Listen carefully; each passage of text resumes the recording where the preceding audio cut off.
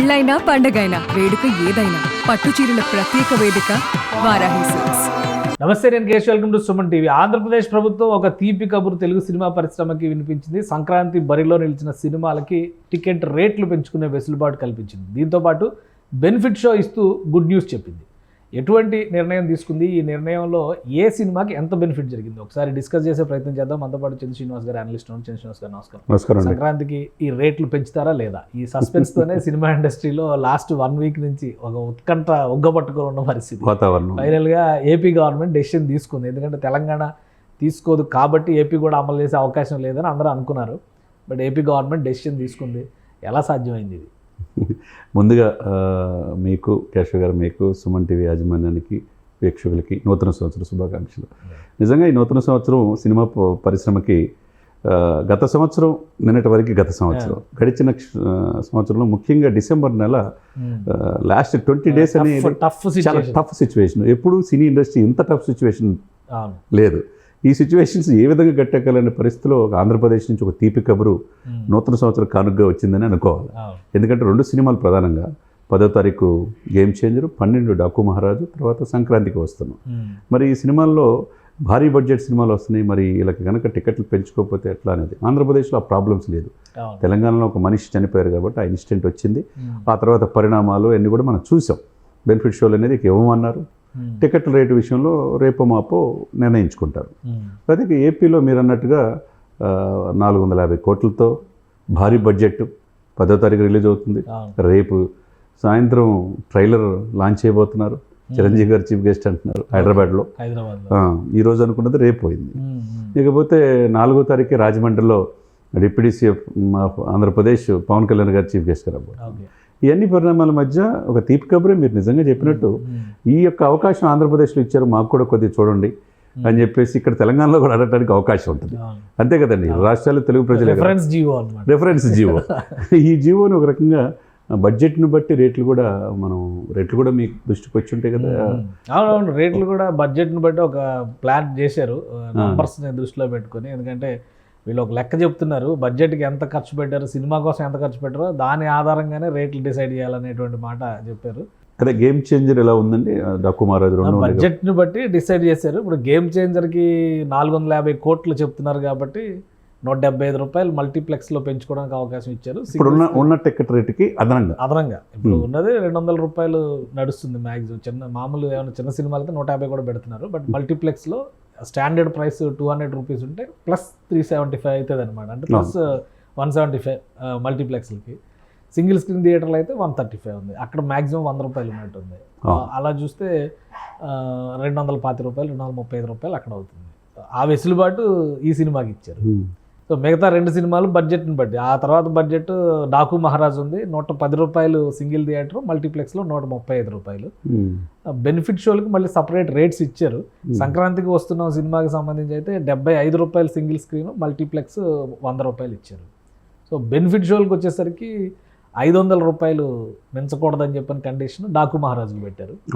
600 రూపాయలు మించకూడదని గేమ్ చేంజర్కి పెట్టారు. అంటే ఇప్పుడు సంధ్యా థియేటర్ ఇన్సిడెంట్ జరిగినాక, పుష్ప సినిమాకి ఇచ్చినటువంటి రేట్లతో కంపేర్ చేసినాక ఇవి ఎలా ఉన్నాయి? అంటే వీటి మీద ఏమైనా అబ్జెక్షన్స్ వస్తాయా, లేదా ట్రెడిషనల్గా గత కొన్ని సంవత్సరాలుగా తెలుగు రాష్ట్రాలు టికెట్ ధరలు పెంచుకునేటువంటి వెసులుబాటు ఇస్తున్నాయి, ఆ పారామీటర్స్లోనే ఉన్నాయి? ఎందుకంటే సంధ్యా థియేటర్ ఇన్సిడెంట్ జరిగిన తర్వాత అసలు తెలంగాణ ప్రభుత్వం ఇచ్చిన రేషియోనే తేడా ఉంది అనేటువంటి విమర్శలు వచ్చినాయి. బెనిఫిట్ షోలకి 1000 రూపాయలు 1500 దాకా వెళ్ళిపోయినాయి. మీరు చెప్పినట్టుగా ఈ రేషియో ఇది ఎలా ఉంది కంపేర్ చేస్తూ? ఇది రీజనబుల్గా ఉంది, ప్రజలకు ఆమోదయోగ్యంగా ఉంది. అది మరీ ఎప్పుడు లేని విధంగా, గత 2-3 దశాబ్దాలు ఎప్పుడు లేని విధంగా టికెట్ రేట్ పెరిగింది. దానివల్ల మీరు 280 కోట్ల ఆదాయం ఆ సినిమాకి వచ్చింది. ఇది మొదట 2 వారాలు ఉన్నాయి కాబట్టి ఆ పరిస్థితి, ఆ సిచ్యువేషన్, తర్వాత పరిణామాలన్నీ మనం చూసాం కాబట్టి అవకాశం ఇక్కడ లేదు. కాబట్టి ఈ రేట్లు పెంచుకోవడం అనేది బడ్జెట్ను బట్టి సినిమా ప్రేక్షకుల్ని, సినిమా అభిమానులు ఇబ్బంది పెట్టకుండానే వెసులుబాటు కల్పించినట్టుగా. పైగా వీళ్ళు ప్లాన్ ప్రకారం గేమ్ చేంజర్ రిలీజ్కి ప్రీ రిలీజ్ ఫంక్షన్ ఏమో ఏపీలో పెట్టారు. అవునండి. సో జనరల్గా హైదరాబాద్లో అంటారు, ఇక్కడ హైదరాబాద్లో ఏమో ట్రైలర్ లాంచ్ పెట్టారు, అక్కడేమో అది పెట్టారు. అది కూడా ఇండస్ట్రీ కలిసి. ఎందుకంటే ఇప్పుడు సినిమా ఇండస్ట్రీకి సంబంధించి ఏపీలో కూడా ఒక డెలికేట్ సిచ్యుయేషన్ ఉంది. అవును, జగన్మోహన్ రెడ్డి గారు గవర్నమెంట్ ఉన్నంత కాలం చెప్పింది అదే మాట, మీరు మొత్తం టికెట్లు అమ్ముకుని ఇక్కడ డబ్బులు వసూలు చేస్తారు, ఇక్కడేం మీరు ఇన్వెస్ట్ చేయట్లేదు, ఇక్కడేం మీరు యాక్టివిటీ ఉండట్లేదు అనే విమర్శలు బాగా చాలా ఇబ్బందులు గురయ్యారు కూడా. సో ఇప్పుడు ఈ నిర్ణయాన్ని ప్రశ్నించే అవకాశం, విపక్షాలకు ప్రశ్నించే అవకాశం ఏమైనా ఉంటుందా? ఏముండదండి, ఇక విపక్షాలు ప్రశ్నించే పరిస్థితిలో కూడా లేరులేండి వాళ్ళు కూడా. ఇక దీన్ని పట్టించుకునే పరిస్థితులు, ఎందుకంటే గతంలో సినిమా పరిశ్రమలకి చాలా ఇబ్బంది పెట్టిన మాట ముఖ్యమంత్రి గారి కాడి నుంచి మంత్రులు అందరూ కూడా ఇబ్బంది పెట్టారు. చివరికి రెవెన్యూ అధికారులు, కలెక్టర్లు కూడా, గ్రూప్ 1 ఆఫీసర్లు కూడా టికెట్లు రేటు తగ్గించి 10-15 రూపాయలు 10 రూపాయలు అమ్మించిన పరిస్థితి మనం చూసాం. అంటే ఎట్టైన ఇండస్ట్రీని ఇబ్బంది పెట్టాలని ఉన్నారు తప్పితే ఎక్కడ కూడా చిరంజీవి గారు లాంటి పెద్దవాళ్ళు, మహేష్ గారు, ప్రభాస్ గారు, వీళ్ళందరూ రాజమౌళి అందరూ వెళ్ళినా ఆయన ఏమో కనికరం చూపించలే. కాబట్టి ఇప్పుడున్న సిచ్యువేషన్స్ అది వేరు కాబట్టి, అడున్న పరిస్థితులు తెలుసు కాబట్టి ఈ యొక్క వెసులుబాటు వల్ల ఇంకొద్దిగా ఏపీలో కూడా దీన్ని మరింతగా మనం ముందుకెళ్ళాలి, స్టూడియోలు కట్టాలి, మనకు వెసులుబాటు కల్పిస్తున్నారు ప్రభుత్వం కూడా, మనల్ని బట్టి వెళ్తున్నారని నిర్మాతలు, దర్శకులు కూడా ఆలోచించే అవకాశం ఉంది. ఎందుకంటే తీర ప్రాంతం ఉంది కాబట్టి విశాఖపట్నం నుంచి అప్ టు తలకోన వరకు ఫారెస్ట్లు, ఇప్పుడు మన పుష్ప ఉంది సినిమా మారేడుమిల్లిలోనే కదా ఎక్కువ తీసింది ఫారెస్ట్లో. కాబట్టి ఇవన్నీ కూడా అపారమైన సహజ వనరులు ఉన్నాయి కాబట్టి మనకి ప్రభుత్వం మనం గుర్తించిందనే ఉద్దేశంతో, చాలా రీజనబుల్గా ఉంది అనే ఉద్దేశంతో అందరు నిర్మాతలు, డిస్ట్రిబ్యూటర్స్ అందరూ ముందుకు వచ్చే అవకాశం తీపి కబుర్ అండి. టోటల్గా సంక్రాంతికి ముందే వచ్చింది అన్నట్టు ఏ కలెక్షన్ అయినా ఈ యొక్క సంక్రాంతి వారం రోజుల్లోనే తేలిపోద్ది. ఈ సినిమా బడ్జెట్ని బట్టి వసూళ్ళు ఎలా ఉంటుంది, దాన్ని బట్టి హిట్టా ఏంటి అనేది తెలిపోద్ది. కాబట్టి ఈ యొక్క ప్రభుత్వం, ఆంధ్రప్రదేశ్ ప్రభుత్వం, ముఖ్యమంత్రి చంద్రబాబు నాయుడు గారు కావచ్చు, డిప్యూటీ సీఎం పవన్ కళ్యాణ్ గారు కావచ్చు, వాళ్ళకి తెలుసు ఇండస్ట్రీ ఏంది అనేది. ఇండస్ట్రీ మీద కక్షపూరిత వాతావరణం.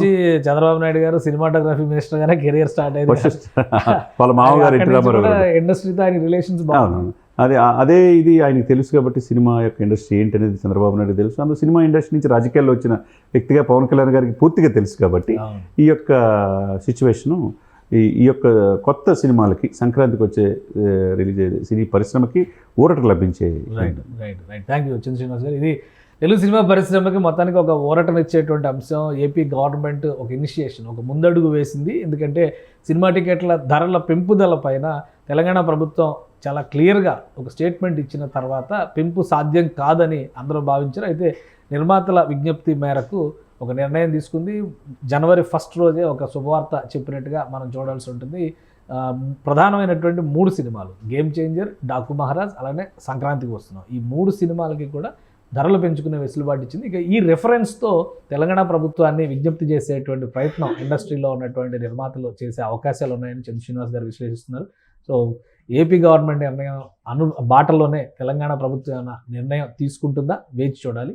ఇది special discussion. Keep watching. Suman టీవీలో మీ పర్సనల్ అండ్ బిజినెస్ ప్రమోషన్స్ కోసం కింది నెంబర్కి కాంటాక్ట్ చేయండి.